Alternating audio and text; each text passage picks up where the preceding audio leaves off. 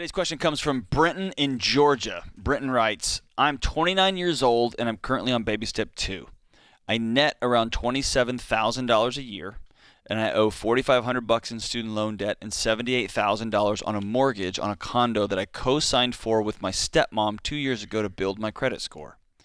This was before I learned the quote-unquote Ramsey way. I thought going into debt was a normal part of life. I talked to my dad and stepmom about refinancing to get my name off the condo, and they said no because the monthly payment and interest on the loan is so low, and they're renting out the condo to pay their mortgage on their house. If they refinance, they'll have to pay a few hundred more a month. Aww. Wah.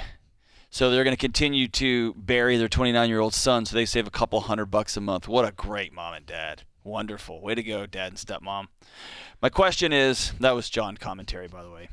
My question is, I realize now that co-signing on a mortgage wasn't a smart move, ta-da, on my part, and I'm wondering how this will affect my ability to get my own mortgage going forward if they won't refinance. And if they won't refinance, what should my next step be?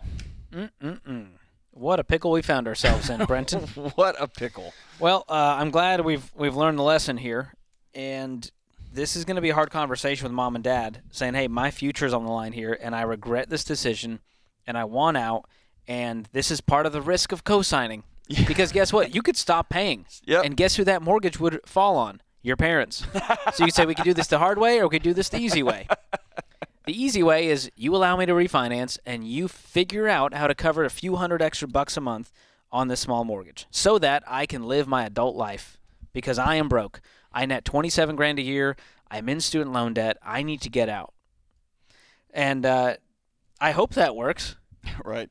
I mean, I don't know that you can force it. You can talk to, Churchill Mortgage. They'll explain the deal when it comes to debt to income ratio and the timelines and when you would be able to buy a house if this is still sitting on you. But I would do my best to get out of this. And ASAP. George, I don't know. Oh, here's what I want you to check on, Brenton. I think if you called an attorney, you are basically dissolving a partnership here if you co-sign on a loan. And if you say, I want out of this partnership and my partner refuses to let me out, I think, I may be wrong because this may just be a business transaction, but I think you can take them to court and the judge will force a sale. And they force a sale and then you split the proceeds and partridge in a pear tree. Because my guess is that this place also has equity into it that you've bought into over the last 2 years, and the house is probably the house has probably gone way up. The condo's probably escalated in value significantly in Georgia, and so you've got money built into this thing. Even just walking away from it is a gift to your dad and stepmom, who just love you so much that they want to keep you tied to this thing. But you can force it. I think George brings up a good point. We can do this the hard way or the easy way. The easy way is, I need y'all to sign this over. The hard way is, I refuse to be held back in my life by a decision I made when I was 25 years old. I screwed up. I'm sorry. But I want to move on with this.